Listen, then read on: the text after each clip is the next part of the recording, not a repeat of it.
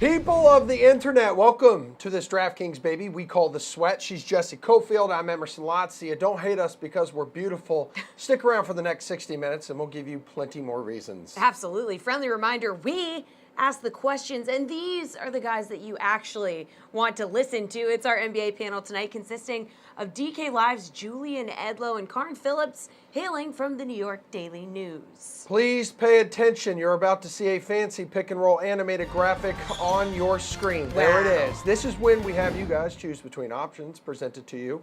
Right meow. It's easy peasy. Jules, we'll start with you. Kyrie Irving and Al Horford face the Raptors tonight. Kyrie, 8,800. Horford, 2,500 cheaper.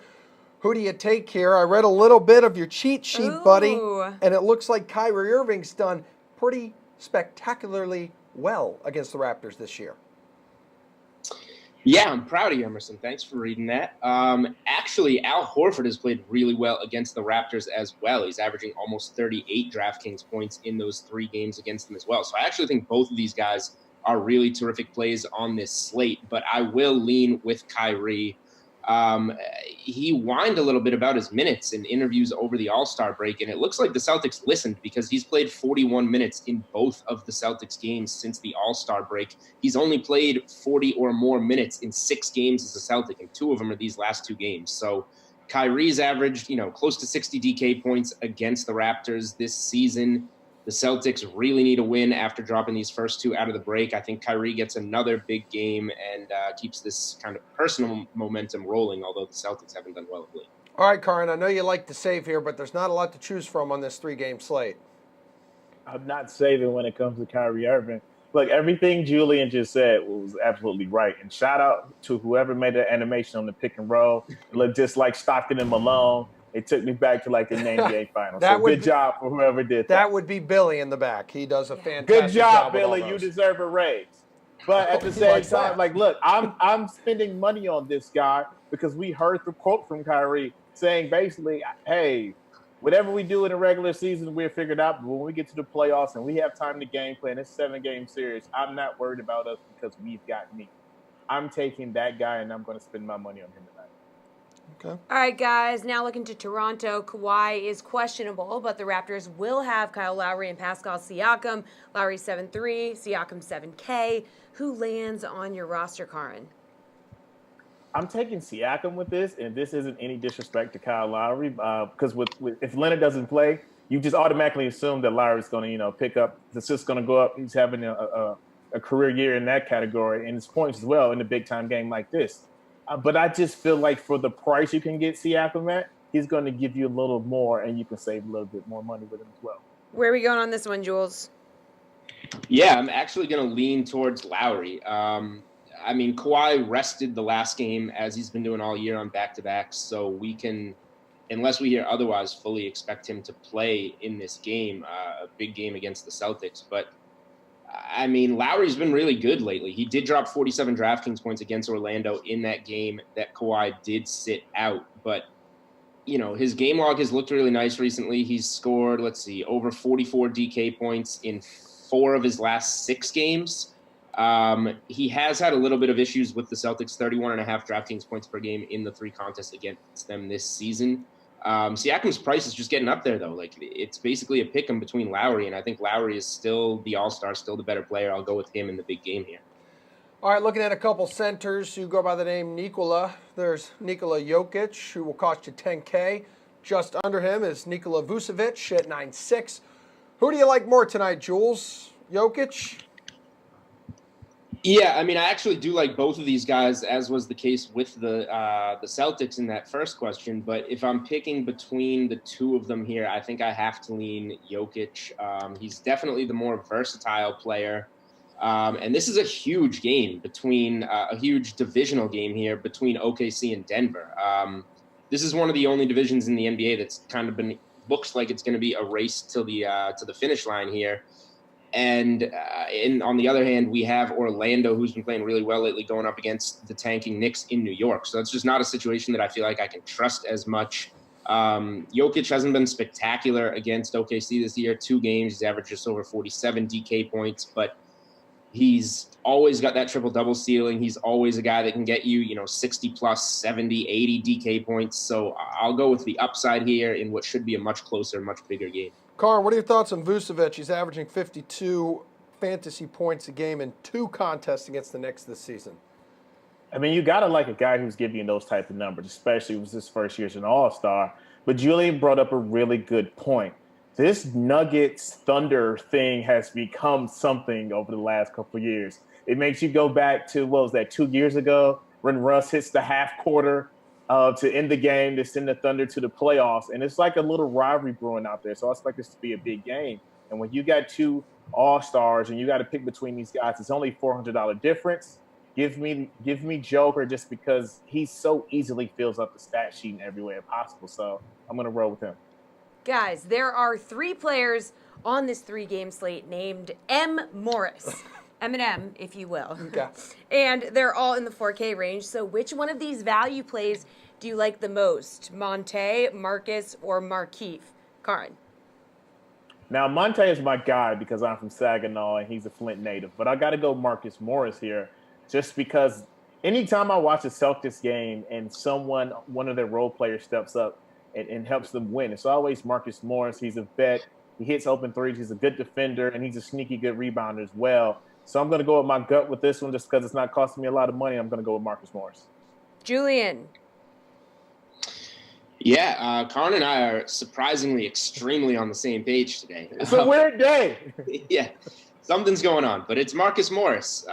If you have to pick one of these guys, Markieff just started playing for the Thunder. He looked really rusty in his first game back, as he should. He was injured since like Christmas, a little bit better in the next game, but definitely not a spot we can trust. I think Jamal Murray is the play in Denver's backcourt on this slate.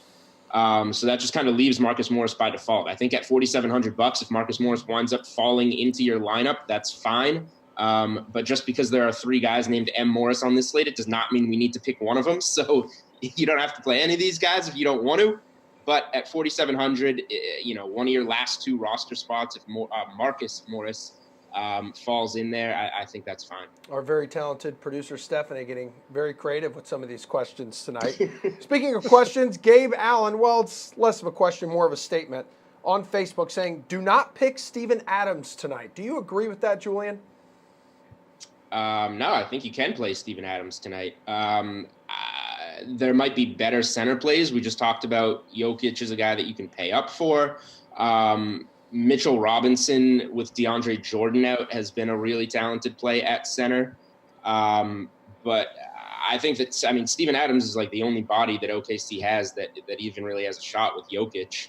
I'm just pulling up his numbers against Denver. He averages 42, 43 DraftKings points a game against Denver this year. He's played 37 minutes a game against them in 2 contests. I think Adams is a pretty strong play, actually. Would he be worth rostering, in your opinion, Karn?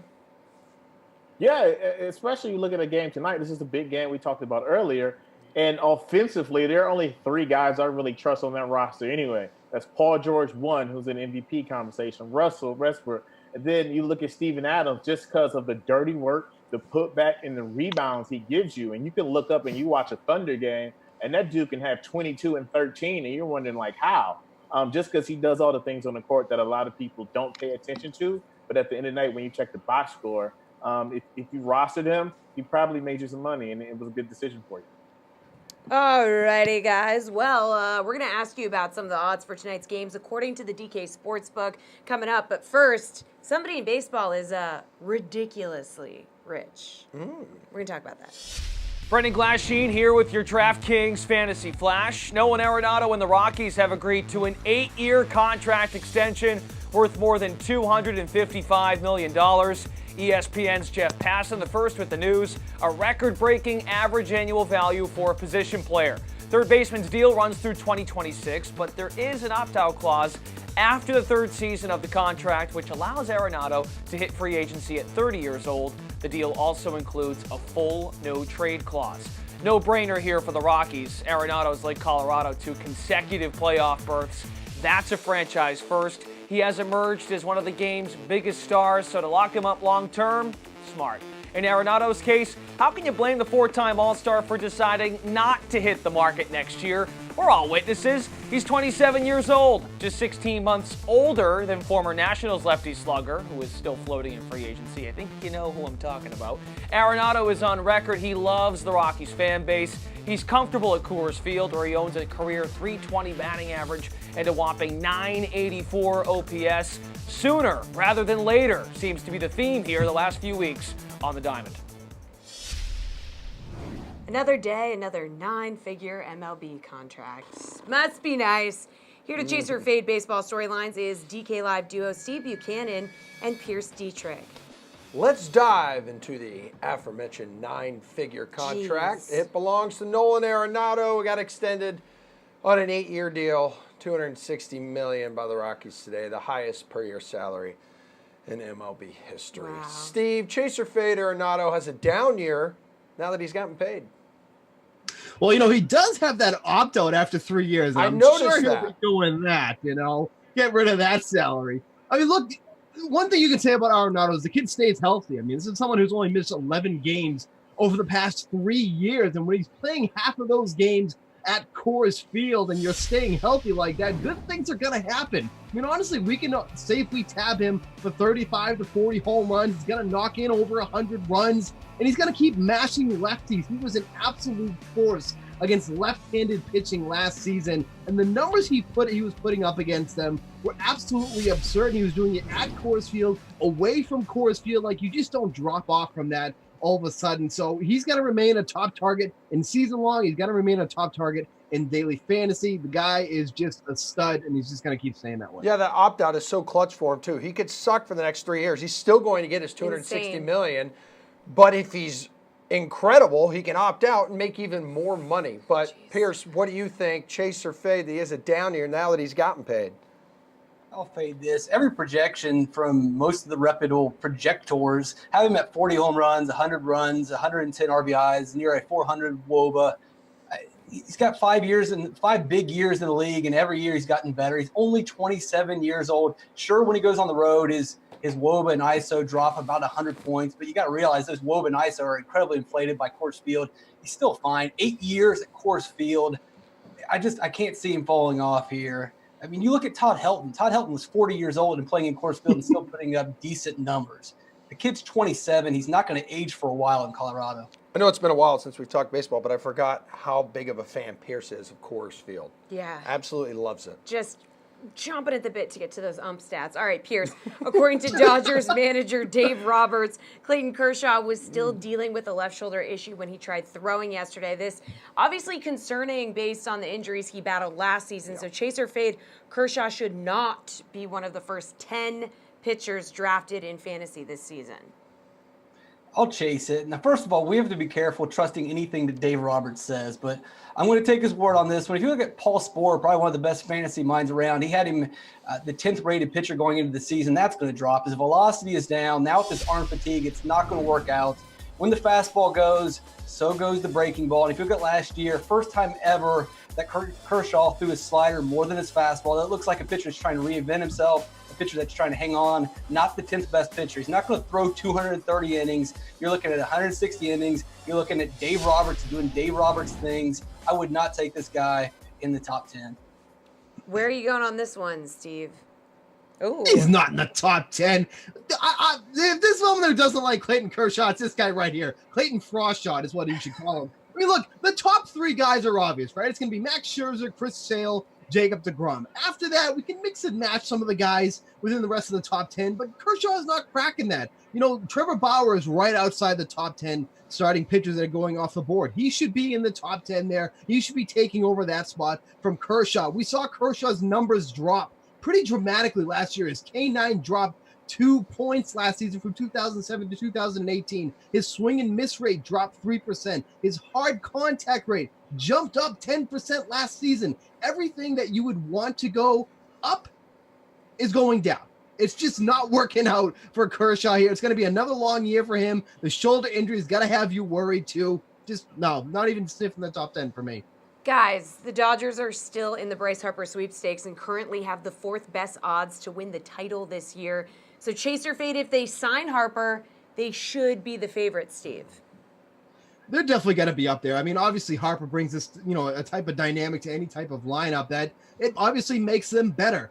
But you look at like the Yankees. The Yankees are just built top to bottom. Like you can't find a flaw really in that team. And then if their starting rotation holds up, if James Paxton can stay healthy, if Luis Severino can stay healthy, and those guys are going 5 innings, just let the bullpen take the rest of the game. Not many teams really, other than the Yankees, can say that. They are, yes, Harper would make the Dodgers better, and their odds obviously would jump. But it's really hard for me as of right now to see a team taking down the Yankees in a 7-game series. They just have it from top to bottom. So, yes, it would improve their odds, but they wouldn't be the favorites for me. Pierce, chase or fade, if they land Harper, they should be the favorites.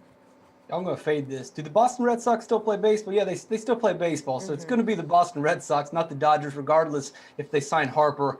And I don't like them trading Puig and Kemp. They've gotten rid of the heart and soul of that team. They still have got the wrong manager running the team. They still constantly have health pitcher issues. And your ace is a guy that you've now gone to 2 deep playoff runs. He's been injured the last 2 seasons. There's no guarantee that Kershaw is going to be there in the end. And he really wasn't much of a help last year anyway.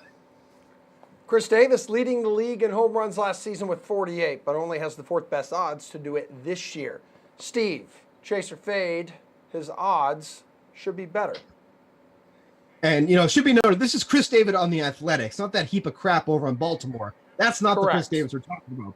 This Chris Davis has hit at least 42 home runs in 3 straight seasons now. He's one of only 11 players to hit at least 40 home runs over the past 3 years. And just kind of like Arenado, he's just another guy that stays healthy. He's played at least 150 games every season that he's been with the Athletics. He's going to be right in the mix this season with guys like Stanton and Judge and Gallo, who all have better odds right now. But it really doesn't matter where Davis plays. I mean, you think in Oakland, he wouldn't be hitting the numbers that he is, but consistently cracking the ball out of the park, even in Oakland. He's going to be right there in the mix as long as he can stay healthy. So I don't mind his odds at all. I think he's right in a good spot with the other guys there, but he's going to be right in the mix again this season. Yep, this is Chris with the K. Pierce, 31-year-old, has reached 40 homers in 3 straight years. What do you think about his odds?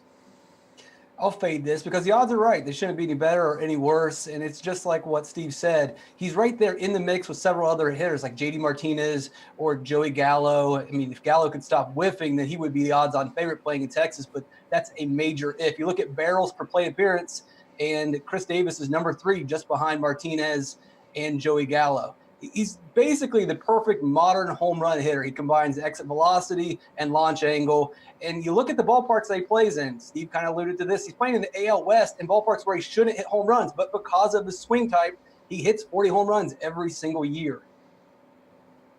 All right, that checks out.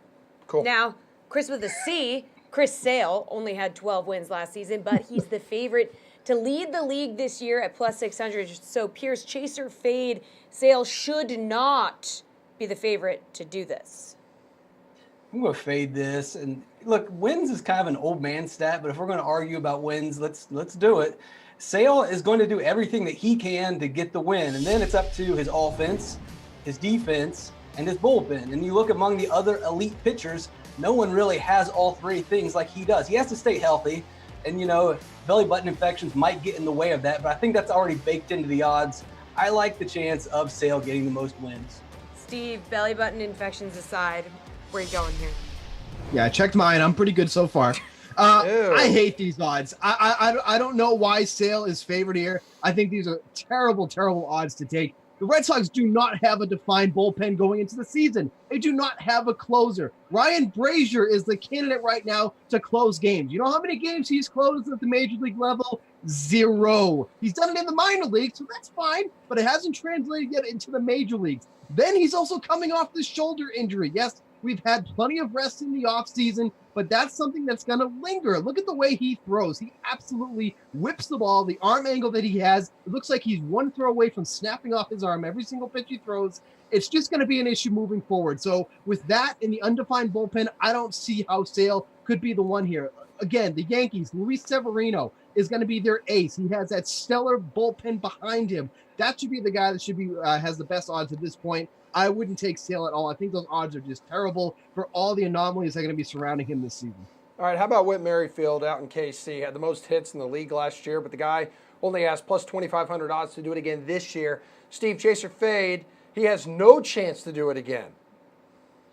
I mean, I don't want to say no chance because you're not going to say no chance. But the thing with Merrifield is he's a great line drive hitter. Line drive percentage was third in the league last year behind Freddie Freeman and Joey Votto. But, hits are just so hard. You can't predict hits. You know what I mean? This is why Melky Cabrera won the batting title one year, because who the hell would have ever thought that? I mean, it's a lot of luck that goes into it. But Merrifield is such a pure hitter. He's not a home run hitter. He hits for contact. So he's going to get a lot of hits. But, to repeat that, 2 years in a row, yes, obviously the odds are definitely against him. But like I said, he's a great line drive hitter. He'll definitely be in the mix again as long as he can stay healthy. Yeah, Pierce, he should be feeling pretty good. Just signed a 4-year deal with the Royals. Also led the league in stolen bases, fun fact. I'm going to fade it. His 192 hits last year was the lowest for a leader since 1990. So really not the greatest feat we've ever seen. Look at Mookie Betts. If he plays 150 games last year, he hits 199 times. If he plays a full season this year, he'll definitely go over that. I like Christian Yelich, who should be a 200 hit guy this year, and then Jose Altuve if he stays healthy. I mean, it's not so much anything against Whit Merrifield, but I think other guys have a better opportunity for actually staying healthy and piling up the hits this year. I know a lot of people like to go for the home run and it's all about fly balls now, but there's still plenty of people who can just get base hits and get 200 is not much to ask from a batter. Hey, Steve, real quick question. Jacob on Facebook would like to know, is Byron Buxton the real deal this year? I see that he is 5 for 5, 2 homers, 10 RBIs in his first 2 spring training games. Does that blistering start mean anything? No, I mean, obviously, anybody can have a hot start to spring training. I forget who it was a few years ago. Somebody from the Tigers hit like 10 home runs in the first month. It was ended up in the minor leagues. Chris Shelton. Yes, thank you. Yes, so, I mean, that just goes to show. But obviously, there's a lot to like about him. I think his potential hasn't been unlocked yet. So him and the Twins, that's a team I'm really looking forward to this year. Byron Buxton, is he the real deal in your eyes, Pierce? I don't know. He's up there with that San Diego pitcher that struck a guy out with a super fast fastball, and the internet's losing their mind over. Let's just pump the brakes real quick on this stuff. You got it, Papa All right, Bear. fair enough. Short and sweet with you guys. You're free to go for the night. Not you, Emerson. Bye, Steve. We're talking hockey with Hey, Chris buddy. Wassel next. Get ready to set your sights on DraftKings' free-to-play basketball brotherhood contest. It is presented by Netflix's Triple Frontier, which stars Ben Affleck, Oscar Isaac, Charlie Hunnam, Garrett Hedlund, and Pedro Pascal, available on March 13th. Now to play, you got to form your own brotherhood here, consisting of 5 players who can hit from deep. Why? Because only 3-pointers matter. That's it. Nothing else. Just 3s. So take your best shot with 5 players from the main slate while staying under the $50,000 salary cap. Now, the more triples that fall, the more points for your brotherhood. It's just that simple. Basketball Brotherhood contest run throughout March, so step back behind the arc, make it rain for a chance to win cash prizes, all courtesy of Triple Frontier, available on Netflix March 13th. That guy is extremely talented and is wearing a fantastic shirt. Are you wearing the same shirt? I am. Wow, that's I have weird. like 5 shirts in my rotation. So weird. Yes, thank you, wife. Time to cool things down, though, and put this show on ice if it's not already. Yeah. And if you don't get what that means, I can't help you. I just can't. So to the National Hockey League we go. Can't do it without our hockey expert, Chris Wassel of awesomeo.com. Hey, Christopher, before we begin, what's your take on the trade deadline news? We didn't have you on the show yesterday, so which of these trades do you think is going to improve a player's value the most? I know. I felt bad, guys. I'm not going to lie. The trade deadline was actually pretty busy, so much so that about 6 this time last night, I think I was dead out cold and sleeping after not sleeping for a day and a half. There's always a lot of hype at the trade deadline and not always a lot of delivery on the hype. But in this case, it was actually a pretty good trade deadline, about 22 trades. Those big names did eventually move. It took long enough. It's always the going joke. It's like between 2 and 3 o'clock is usually the bewitching hour, or the busiest hour, and then all the trades get processed at once. Some poor schmuck at the league offices sits there and goes, I'll just hit this one through, I'll hit this one through, and eventually it all happens to process.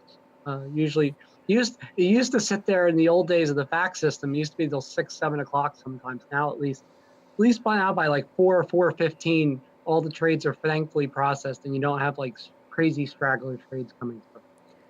So, what about which trade you think is going to hurt a player's value the most? Did anything like stick out to you? Good question. There's definitely a few. I mean, the one I think that's going to hurt in the short term is Kevin Fiala going to Minnesota. Minnesota is a mess right now, unfortunately, with a lot of their injuries, and they already had made kind of one bad lopsided trade with Nino Niederreiter going to Carolina for Victor Rask. Well, Victor Rask is hurt and wasn't producing much anyway all season, and Fiala might end up not necessarily in the same fate, but just being pigeonholed into a role there that he's really not meant for. Whereas Michael Granlund's a guy that can get 60, 65 points in a season, sometimes even more. And he goes to a place in Nashville where they're dying for power play help. They're one of the worst teams in the league on the power play. So it actually helps him and hurts Fiala. Another guy that hurts a little bit, and people will say, no, it can't be that bad. Maybe Marcus Johansson. Johansson was getting top minutes in New Jersey with the Taylor Hall injury. And now in Boston, he may see second or third line minutes. And unfortunately for him, he's not going to get the protection or the insulation that he would in New Jersey. He's going to get hit a lot more, and there are concussion concerns with Johansson and injury concerns as well.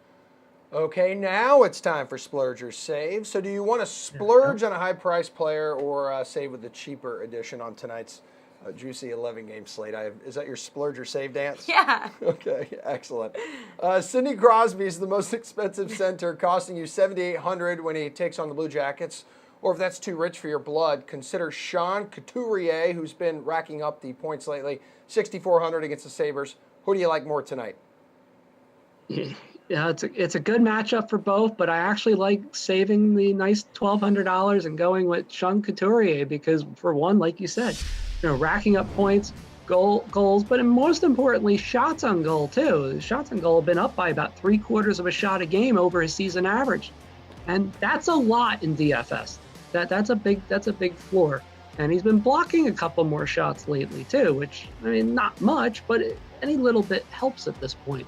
And look, the Sabres are coming off a rather dreadful last 40 minutes of a game last night against Toronto, where they look completely out of it aside from the Jack Eichel line.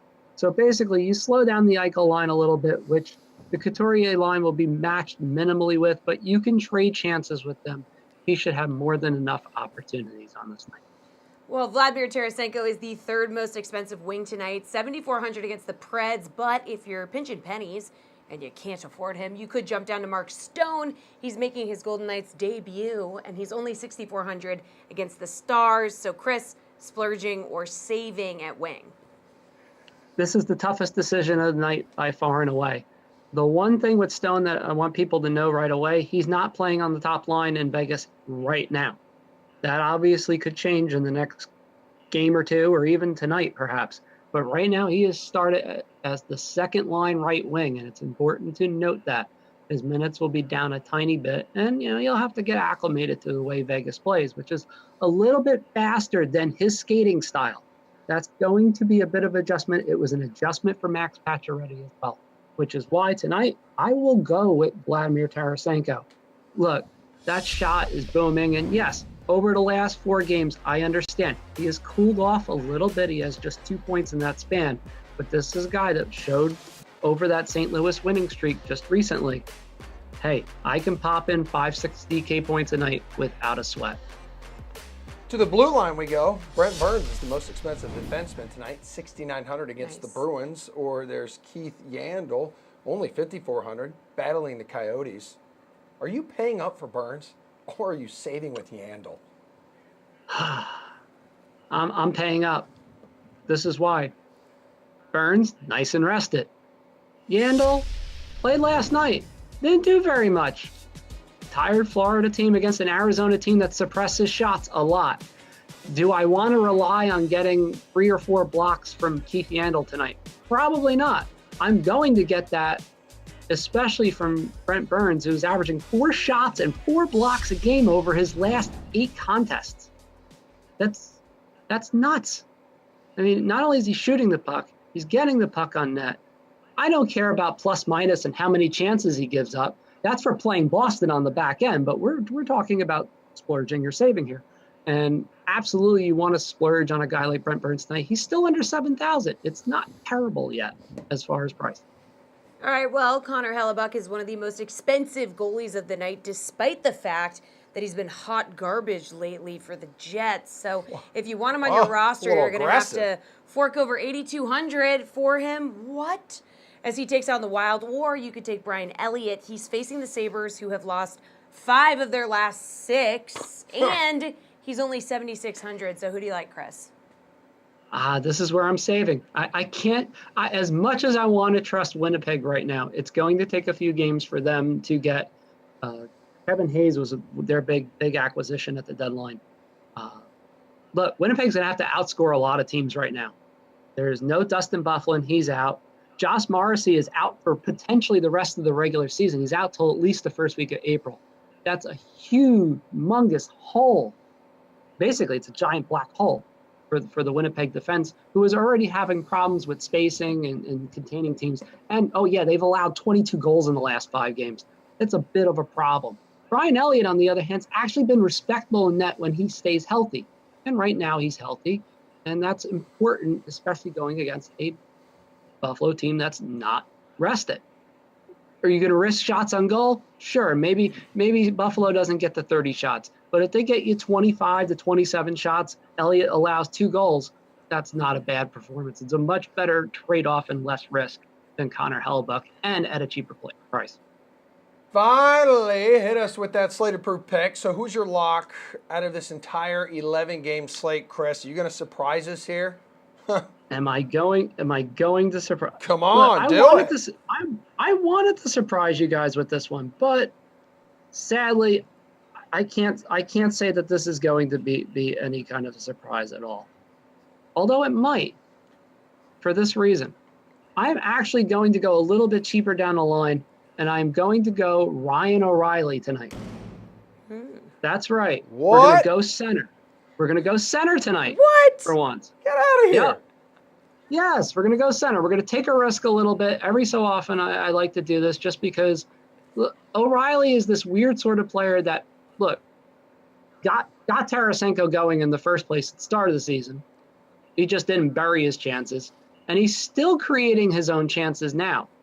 And St. Louis has managed to right the ship at home just enough. They're scoring 3.5 goals a game over their last 10 home contests, which has bumped their number up. And consequently, they've only given up 2.5 goals a game at home in their last 10 contests, which has brought that number down, which was up near 4 goals a game, and now it's like 3.2. So it's getting more manageable, and as a result, they're also generating almost 34 shots per 60 at home. You know who's getting about 4.5 of those a game, guys? Holy Ryan crap. O'Reilly of all people. So O'Reilly's getting almost as many shots at home as Vladimir Tarasenko right now. It's worth at least a shot at a little bit of a lower price, and I can go spend nice elsewhere with all my money. That is why we have them on. Chris, that's why we have you on. Excellent work as always. Always coming in hot with the hot takes. Enjoy your evening, please. As for our itinerary, Emerson, we're bringing back our basketball panel right after this treat from Pat Mayo. I bet Michael Thompson at 60-1. I wrote up Michael Thompson. He's one of the people on the wall of fame at PGA National. The winner's wall, yeah. He was one tournament that he's ever won is this tournament. He's playing the best stretch of his career coming in. He might, depending on what his price is, I haven't seen the DraftKings pricing yet, but he's going to be the chalk play of the week. Every single person is going to be on Michael Thompson. I don't think I'm going to use him on DraftKings. Maybe if he's overpriced and no one uses him, then I will. But I thought the 60-1, like you saw him, he was 40-1 on Will There Hill. was a 40, yeah. I saw him at 60-1 on 365. I was like, you know what? All evidence points to Michael Thompson doing well this week, which means he's probably going to Chesson Hadley it and shoot 15 over. But I'll make the 60-1 bet. Probably won't use him in DraftKings. That way I get to hedge myself a little bit here. I don't love it, but I had planned on betting him as the week came in, and I know that everyone's going to be on him, which means that never turns out well for anyone. He's not part of my brand. He's been playing so well. So well.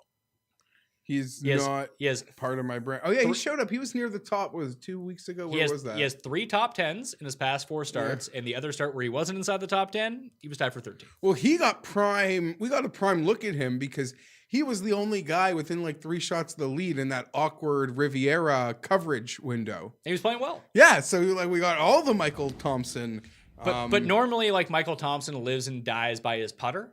And he's been putting all right, but the tee to green game, this is the first time since I went and looked it up, since 2014, he's gained strokes tee to green in 4 consecutive tournaments. So, and he's back on Bermuda, where historically he's one of the best putters on tour. And important for the Michael Thompson backers here, I'm not really a course history guy, but I would say this is a course where history proves it to be important. As usual, our boy Ehrlich always tweets some good nuggets as it pertains to the importance or lack of importance of the past winners in course history. 7 of the past 8 winners of the Honda Classic had a finish of T13 or better in the previous year here before the win. Each of the past 8 winners had made the cut here at least once in the previous year before the win. So you got to get, you want to get around here. Yeah, not great for first time. No, that's sort of why, like, he's a flashy name and he's a winner, but like a guy like Matt Walsh is just happy to be playing a PGA event this week. Yeah, it's like I'm not betting Sungjae this week. I'm just off of Sungjae. Yeah. What do I do with List? He's 40-1. Okay, do you want to start there? He's not going to win, but like, imagine if I don't bet him at 40-1 and he wins. I'll just feel bad about myself. You have to bet it. I might bet it. I was sort of like I don't love that number. I just don't. It's a bad number. And you're disciplined to stay away potentially. I was really upset. I saw it as low as 33. It was such a kick in the nuts, even at the 40, because I wanted to do something big with List this week. Back for more, are you? No, seriously, we appreciate it. Thank Please you. tell all of your friends and your friends. family members as well. Like and subscribe. Yeah. Where Swipe else? up for more. Where else can you get Julian Edlow and Carl Phillips, though, all in one place together? Nowhere. That's the answer. And they're here to help us with some NBA over or unders. So, Karin, the Thunder and Nuggets have the highest over-under on tonight's 3-game slate, according to DK Sportsbook. So, do you see this game going over or under 237 points? We're starting with you, Julian. Yes. By Karin, I meant Julian. I actually couldn't hear anything that you said. First question. Over or under? I assume that we're talking the over-under in OKC Yeah. and Denver. I can hear you now. Oh, Yeah, great. no, you had it right, You had it dude. right. Over or under 237 points. All right. I'm glad that I was in the right place. I'm actually taking the under here. I think this is the toughest game of the night to call on the NBA slate in terms of the total. If you look at OKC's box scores, I get how it can scare you away from the under in this game. But then you look at the games between the Thunder and Nuggets this year. I know they were in December and November, but the Nuggets won 105-98, and they won the next one 109-98. So they've been much lower scoring games. 4 of Denver's last 5 games have gone under. The game is going to be played in Denver. I think they're the better team. They'll control the pace a little bit more here. So I'm leaning the under. 238 is a lot of points. Karin, I hope you can hear me. Thunder and Nuggets over under 237. I'm going under as well because I did a little research and I looked up the totals between these two teams the last 2 times they played this year. And the numbers were 207 and 203. And as we said earlier, these 2 teams are in the same division. We're under 30 games to the playoffs start. Guys are really going to start locking down, being more focused, playing more defense, trying to get better positioning in the standings for the playoffs. So I'm definitely going under on this one. How about the Celtics and Raptors, boys? Over under is 226.5. Do you like the over or the under on this one? Karin, let's start with you. I'm going under with this one just because it seems like all season I've been waving the flag for the Celtics, saying, hey, at some point they got to get this thing going. They're going to figure this out. And besides them figuring out an offensive flow where everyone's happy and they're okay with their role, they have to get back to their defensive identity and really start shutting teams down. So if that's going to get started, Boston, do something. Help me out, play some defense, and keep this thing under tonight. Jules, where are you going? I'm siding with the under here as well, actually. I think these games coming out of the All-Star break, even though we're on the 3rd game for the Celtics, can tend to be a little bit lower scoring. We saw, a heavyweight Eastern Conference matchup in Milwaukee that first game out of the break against the Celtics, and both teams actually stayed under 100 in that game. The only time the Celtics and Raptors, they've played already 3 times. The only time they went over this number was an overtime game in Boston. So it's a pretty fair number. I don't feel all that strongly about it, but if I have to pick, I'm definitely leaning towards the under here in this game. Yeah, so cool stuff. Did you want to mention we got some news?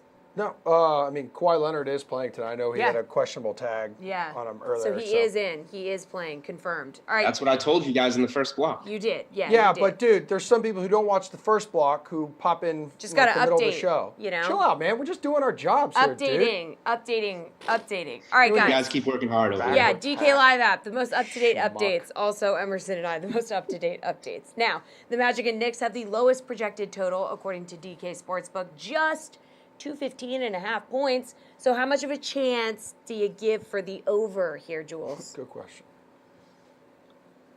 Yeah, I'm going to go with the over here. I think it's a pretty low number. It's two bad teams. I don't like relying on teams like the Knicks down the stretch. These teams that after the All-Star break we know are going to shut it down and go for a draft pick these last couple months of the season, they can be so unreliable. We already know the Knicks change their rotation all the time. We got news that Noah Vonleh is going to start tonight for the Knicks. They've kind of been shifting their lineup all over the place. But in the end, I think Orlando's been playing at a really good pace lately. They've been one of the better defensive teams all season, but they've really sped up. I think they can keep this game a little bit higher scoring, and the Knicks will kind of tag along with them and make their way slightly over here. Card, where are you going? I'm going under because Julian brought up something very peculiar about the Knicks here. Ooh. And there's another point I want to make about that. At the end of the season, teams like the Knicks who are trying to tank, but they have been tanking all year, do this thing where they sign a whole bunch of guys to 10-day contracts. And you're always like, who is that? Oh, that's where that guy's been. Haven't seen him since he was in, the Final Four or March Madness. And it's getting around that time of the season where guys you forgot were around this planet somewhere playing basketball show up in an NBA uniform in an arena. So I just do not trust the Knicks tonight to do their part to get this to where it needs to be. So I'm going under. Good stuff. You two have those Thunder Nuggets showdown picks ready.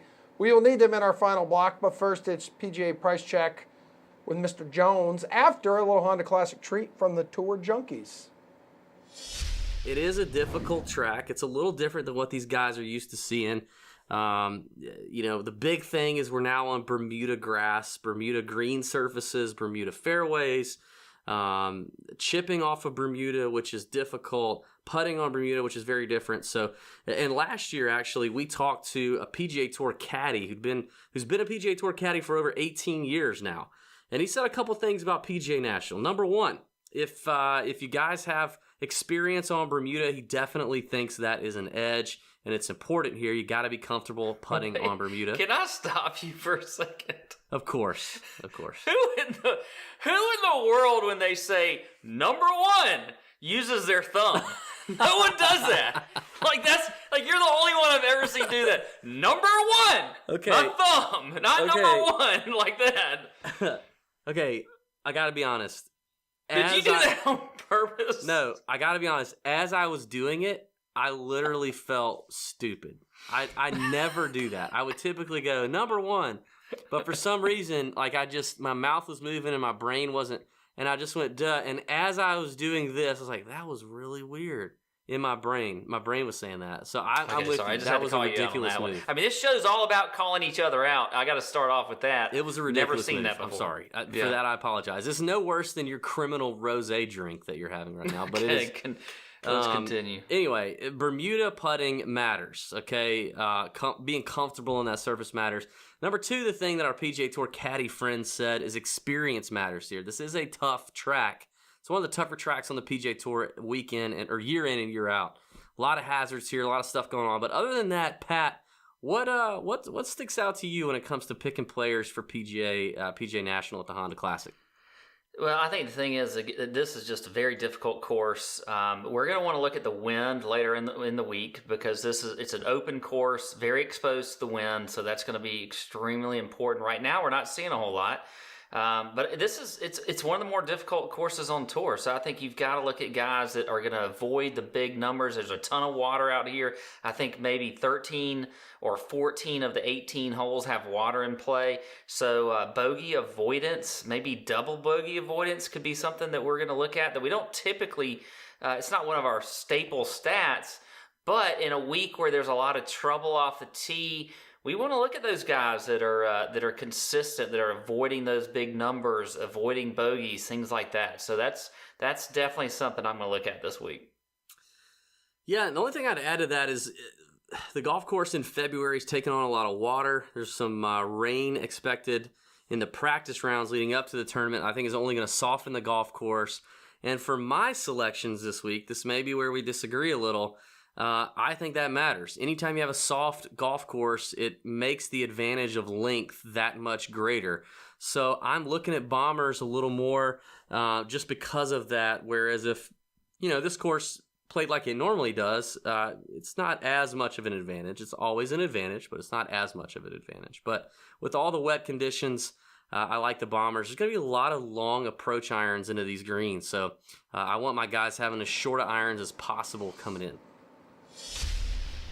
The PGA Tour begins its 4-week Florida swing this week down in sunny Palm Beach Gardens, Florida. It's the Honda Classic, and that's why we have DKLIVE's Matt Jones here. It's PGA Price Check, when we get your thoughts on the following salaries, starting with Brooks Koepka, $10,700. Do you like it? I guess No. not really. Doesn't sound like it at all. No. I mean, it makes sense for his resume, right? Like, obviously, multiple major winner.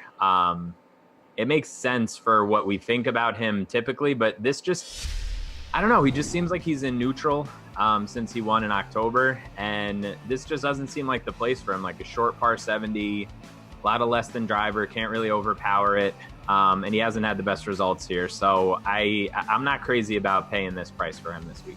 All right, let's go to another Palm Beach County resident, Daniel Berger, $9,400, coming off a T2 here at Puerto Rico, 2015 playoff victim here. So do you like this price point? No, I think this is a little too high too. Like I get that he was second place last week, but there was like nobody there because everyone was in Mexico. So not the most impressive performance there. He hit like barely 60% of his greens last week, and his putter was on fire. So that's not typically something that I'm too interested in. And his worst putting surface is Bermuda, and they're switching over to Bermuda this week. So I'm gonna probably say that's a bit too high. He could be like 87 or 8,600, and that would be more reasonable to me. What about Scott Piercy here, 8,100? Oh. I think that might be too low, honestly. He's been playing really well. He's got 9 straight cuts made, 6 top 20s in that span since October. And he's been on a pretty big ascent as far as ball striking goes over the past year and a half. So it wouldn't shock me at all if he paid off that price. 8,100 seems pretty reasonable for him. All right, 7,800. You got Russell Knox. Hasn't missed a cut since the first event in the back in the fall swing in October. Yeah, 7,800. I mean, I'm not a huge Knox guy. I think that he's been very up and down over the last 2 years. His ball striking has been on the decline. He has been still making cuts, but he's lost strokes on approach in 3 of his last 5 events. So he hasn't exactly been dialed in with his irons. So I'm thinking that might be a little too high for me to pay for him. All right, Russell Henley for 8,600. Yeah, I don't like this at all. No. This is extremely high to me. I mean, I guess there's a bit of a course history angle as far as him winning here, I guess 4 or 5 years ago. But other than that, he hasn't even really played that well here. So even that is a little confusing to me. Since July, he's made 6 of 14 cuts. That's bad. So no, I'm all set on Russell Henley at 8,600. You think Billy Horschel is worth paying up for here? 9,300, 10 consecutive cuts made. Yeah, I mean he's like the ultimate streaky golfer, right? Like he can rattle off 3 or 4 top 10s, and then he can miss 3 or 4 cuts in a row. And his history here sort of bears that out. He's basically done that, like 2 top 10s in his last 6 tries here and 3 missed cuts. Like, he's just all over the place. So depending on his ownership, I might have a little bit of him, but as far as his price, I think it might be a bit too high for me. Real quick before you go, I don't know if we're having you on tomorrow or not, but do you have a slate approved pick for this tournament? Ooh. You got like a guy you're absolutely rostering. Yeah, I mean, anybody who follows me at all knows that Gary Woodland's my guy, and this is like the ultimate like smash spot for him. So yeah, I will be talking to you guys tomorrow, but okay, great. I'm always more than happy to talk about Gary Woodland. All right, We're fantastic. gonna have you back on tomorrow to talk about Gary Woodland. So thank you for your help tonight, Matt. We'll see you tomorrow, and we're gonna wrap up this program with some NBA Showdown picks after this. Tyler Sullivan here with your DraftKings Fantasy Flash. Things aren't going so well in La La Land. The Lakers on the outside looking into the Western Conference playoffs, currently sitting tied for the 10th seed, and are coming fresh off a loss to the Memphis Grizzlies on Monday night, where LeBron James once again called out his club for effort. At this point, if you are still allowing distractions to affect how the way you play, then this is the wrong franchise to be a part of, James said on Monday. While James is unquestionably one of the best to ever lace him up, he may want to start looking in the mirror. According to an anonymous NBA executive that spoke to Bleacher Report, James and the Lakers' very public pursuit of Anthony Davis earlier this year killed the chemistry with his current roster. Los Angeles is an under 500 squad and is at risk of being the first LeBron James-led team since 2005 to miss the playoffs. They have time to try and make up one last push, but King James better get his court on the same page as soon as possible. For the cherry on top of this Tuesday edition of The Sweat, Like a big delicious sundae. NBA Showdown picks with Julian and Karin. So it is a Thunder Nuggets showdown, and Russell Westbrook is averaging 74 fantasy points over his last 4 games. Ooh. Not too shabby. Do you need to make him your captain tonight, Karin? Do you need to or do you want to? I mean, think either that's one. The most important verb in this sentence. If you want to, I say yes. Do you need to? Not necessarily. There's another guy on this team that I would favor. But, you know, who am I to tell you what to do with your money? Do what you want. Well, but I wouldn't. That's why we have you on. You would Jules, not. 18,600 in the captain spot. What do you say, kid? Yeah, I mean, it's a nice idea in theory. If this slate was a little less, star-studded, then you would put them there and just kind of build around role players. But we have Westbrook, we have Paul George, we have Jokic. In that next tier sits, Jamal Murray, Steven Adams. There's good players in this game. So I would try and pay down a little bit more at captain so that I can fit Westbrook with another one of those top-price stars and another one of those mid-tier stars and, get some more into my lineup. All right, Paul George had a dud over the weekend, just 39 fantasy points against the Kings. Do you trust him to bounce back tonight, Jules? I was reading your article, and it looks good. Wow. Look, Paul George is in the top 3 of that MVP candidacy. I do trust him to bounce back. And that doesn't have any, correlation with you needing to fade Russell Westbrook. They can both go off in the same game, as they've showed us plenty of times this season. So I do favor Westbrook, I guess, if we want to pick between the two. I think he's, been putting up better numbers lately. The triple-double ceiling really helps. But that said, I do trust George to bounce back. And if you want to make both of these two guys your studs to target against Denver, I think that's fine. Karin, do you think Paul George is going to bounce back tonight? Yes, because Paul George does not have duds. Paul George just isn't as excellent all the time as he usually is. That's the way I like to look at it. Oh. Of course, this guy's going to bounce back. If it wasn't for James Harden and their ridiculous streak of scoring 30 points, like 8,000 games in a row, he probably would be the runaway favorite for MVP this year. It's just that when a guy like Harden has done what he's doing so long, this is going to be real close down the line. But I'm not worried about Paul George at all. I would be more worried about his shoes and if they're going to explode on you while you're playing basketball. Also, shout out to the Atlanta Hawks, now America's team after halting that streak last night. Yeah. Pretty phenomenal stuff. Great. After Westbrook and George, the next three most expensive players are Nikola Jokic, Paul Millsap, Jamal Murray. Which one of these guys do you like the least, Karin? Oh. The least is is Millsap. Because with Jokic, we know how he can, stuff a stat sheet. Jamal Murray, in a big game like this, where it can get a little testy, and we know how Westbrook and that OKC backcourt can get, I can see Jamal Murray going off because he tends to irk teams every now and then with some of his antics, which I love personally. But process of elimination, Paul Millsap, I'll put him third on this list, so I'm going to like him the least. All right, Jules, based on your cheat sheet, I know how hot and bothered Nikola Jokic makes you, so which one do you like least, Paul Millsap or Jamal Murray? I mean, I think Jokic might be the guy. You got to remember, the cheat sheet, that's covering the whole slate. Oh. We're looking at Showdown here, just this game, just these prices. Great explanation. Jokic is my least favorite by default here, I think. Look, Jamal Murray's in a really good spot. He averages, I think it's 36.4 DK points against OKC this season. He's been playing really well lately. And Paul Millsap is my favorite of this group. You got to pay attention to what he's been doing lately. Look at his last 3 games. His minutes have gone up. He's played over 31 minutes in each of these games. In those games, he's averaging over 50 DK points. 25 points and 13 boards against the Kings, 52 DK points. 17 and 13 for 45 DK points. 21 and 16 with 2 blocks, 2 assists, 3 steals against the Clippers for 55 DK points. So I guess that means Jokic is the third guy. Rebuttal, Karin. You looked like you needed to say something there. I'm just in a pure sweat from that Inferno take. Like, let's change the name to it.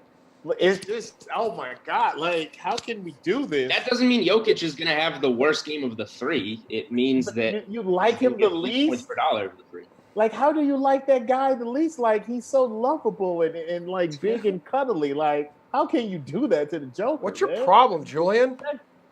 I mean, he's probably going to score the most DraftKings points of the 3, but he's $3,000 more expensive. Okay. Well, it sounds like you better figure it out, Jules. All right, guys. I have it figured out. I just gave you my answer and ranked all 3. Okay, fair enough. All right, Denver. Let's move on. Emerson. Sorry. Denver has one of the stingiest defenses in the league. Which Thunder players are you staying away from because of this, Julian?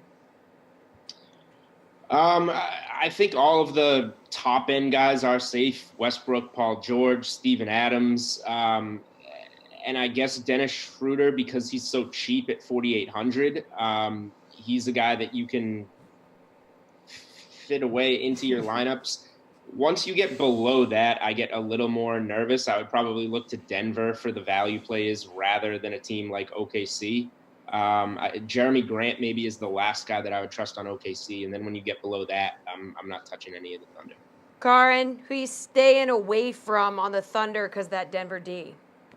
I'm thinking just like Julian tonight. If their last name isn't Westbrook, Georgia, Adams, and possibly Schroeder, like, I don't want to touch them at all.